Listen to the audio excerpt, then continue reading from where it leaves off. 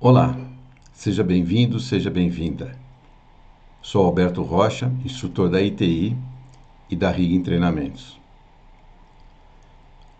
Nessa videoaula nós vamos falar sobre mais uma característica que compõe a especificação do cabo de aço. O cabo de aço tem esse jeitão aqui. Para a gente especificar um cabo de aço, nós vamos passar algumas informações, como por exemplo o diâmetro, qual a construção dele, quantas pernas ele tem, quantos arames tem em cada perna, como é que esses arames são compostos, o tipo de alma, torção e assim por diante. Nesta videoaula nós vamos falar sobre os tipos de alma. Nós vamos dar uma dica importante nesta videoaula sobre a função principal da alma do cabo de aço. Se você não souber, você vai ficar sabendo e essa informação vai ser muito importante para você avaliar a continuidade ou não do uso do cabo de aço. O cabo de aço tem basicamente dois tipos de alma: alma de fibra e alma de aço. Nessa figura do meio, nós estamos vendo aqui um desenho, né? Nesse desenho, nós temos aqui círculos brancos, né? Cada círculo branco desse é um arame. Cada grupo de arames é uma perna. Então, esse cabo tem uma perna, duas, três, quatro, cinco, seis pernas. E na parte central, toda escura, como nós estamos vendo aqui, não tem nenhuma ponta de arame, está indicando que esse cabo tem alma de fibra. Pode ser AF, que é a alma de fibra natural, ou AFA, alma de fibra artificial. Esses são os dois tipos de alma de fibra. Agora tem outros dois tipos de alma de aço. Tem a AA, que é uma alma de aço formada por uma perna. Aqui a gente está vendo aqui no meio é uma perna igual às outras. Então, isso aqui é uma alma de aço formada por uma perna. A sigla é AA. Nessa figura da direita, nós temos aqui no meio arames também, mas não é uma perna.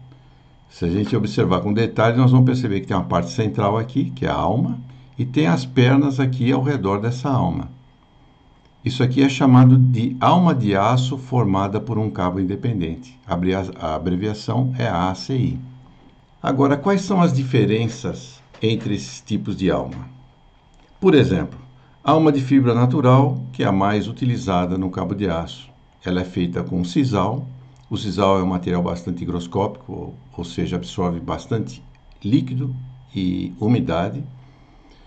Isso é bom para quando o cabo de aço está sendo fabricado, essa alma recebe uma quantidade maior de lubrificante. Esse lubrificante, à medida que vai usando o cabo de aço, tracionando ou flexionando, ele sai da alma e vai lubrificando internamente o cabo de aço. Diminui o atrito entre os arames, o atrito entre as pernas e protege contra a corrosão. Já o tipo de a alma de fibra artificial, ela já não carrega tanto lubrificante, mas mantém a mesma flexibilidade do cabo de aço.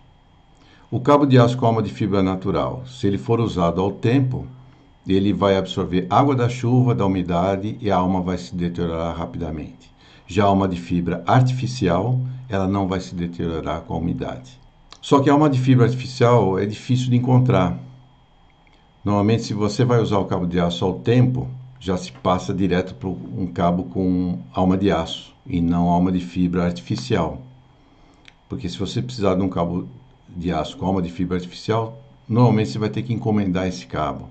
E aí fica inviável usar um cabo com alma de fibra artificial. Os cabos com alma de fibra, ele tem maior flexibilidade que os cabos com alma de aço. Porém, os cabos com alma de aço, ele tem maior capacidade de carga, maior carga de ruptura, mais ou menos 6 a 8% maior que o cabo com alma de fibra, e eles têm maior resistência à deformação radial, por exemplo, ele se tornar ovalizado.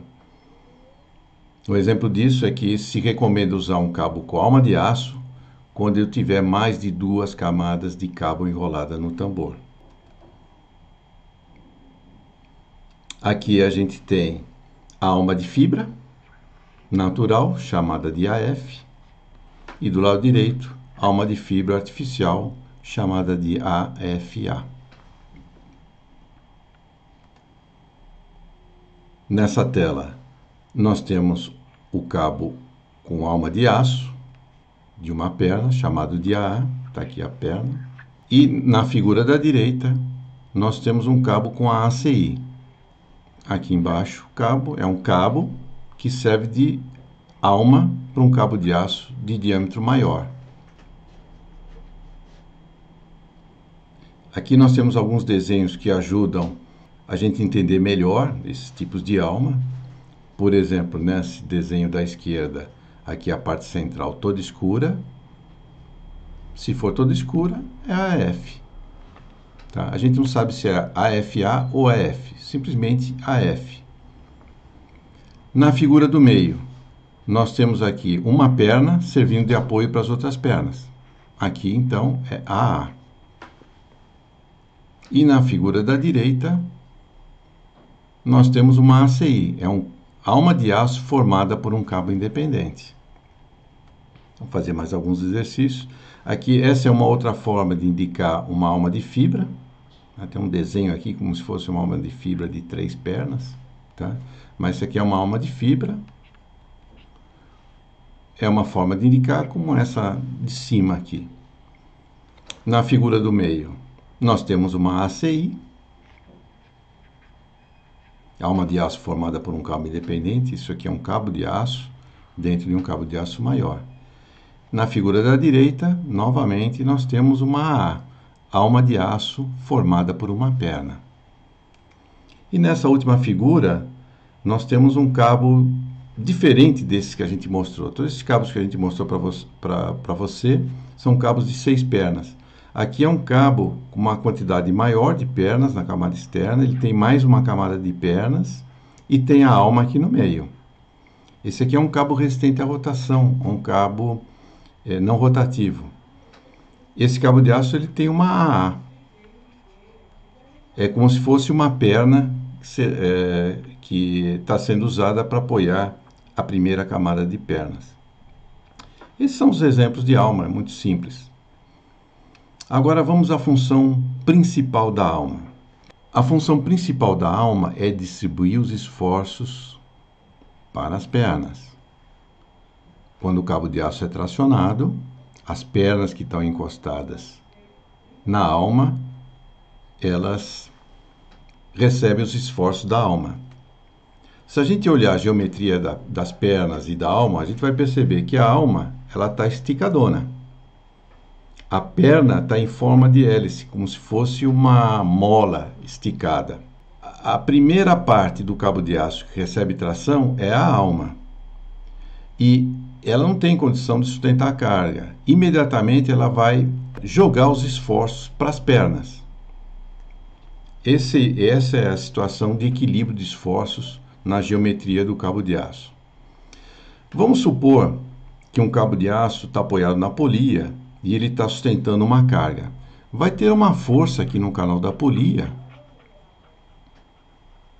tentando empurrar essa perna. Vamos supor que essa alma sofra uma deterioração e fique com esse perfil aqui, vermelho. Fique uma folga aqui entre essa perna e a alma. Se tem essa pressão aqui e tem essa folga, essa perna ela vai se deslocar até encontrar o apoio e ela vai mudar de posição. Nesse trecho, o cabo de aço ele perdeu capacidade de carga. Inclusive, na norma ISO 4309, que é a norma para inspeção de cabos usados em equipamentos, no item redução de diâmetro, tem a seguinte informação. Se houver um afundamento de perna ou uma redução de diâmetro pontual, indicando uma deterioração da alma, como nesse caso que nós colocamos, o cabo tem que ser retirado do serviço. Não precisa nem medir o diâmetro do cabo. Se tiver uma perna afundada, o cabo tem que ser retirado do serviço. Da mesma forma, vamos supor que a gente tenha um cabo de aço aqui. Vamos exagerar um pouquinho aqui no desenho. E tem uma perna que está levantada, não está encostada na alma. Nesse trecho do cabo, ele perdeu capacidade de carga. A distribuição de esforços aqui não vai ser uniforme entre todas as pernas, assim como nesse caso da direita. O cabo perdeu capacidade de carga. Quanto que perdeu não dá para saber se é 10, 20, 40, 60, 80%. Depende do grau de deformação. Portanto, uma situação dessa, uma perna afundada, uma perna levantada, deve se entender com um problema crítico e tem que ser avaliado com cuidado. Normalmente, o cabo tem que ser retirado do serviço. Então, se o cabo de aço ele tiver uma geometria perfeita, sem qualquer deformação, e ele sofreu um esforço, por exemplo, um cabo de 6 pernas sofreu um esforço de 6 toneladas, cada perna vai sofrer um esforço que é igual à outra. Nós colocamos aqui 1 tonelada, mas é um pouco menos. A alma vai absorver uma parte dessas 6 toneladas. O que a gente quer dizer aqui é o seguinte: se a geometria do cabo estiver perfeita, a distribuição de esforço entre as pernas vai ser homogênea, vai ser igual. E o cabo não perdeu capacidade de carga. É isso que nós tínhamos para essa videoaula. Espero que você tenha gostado. Se gostou, dê um like.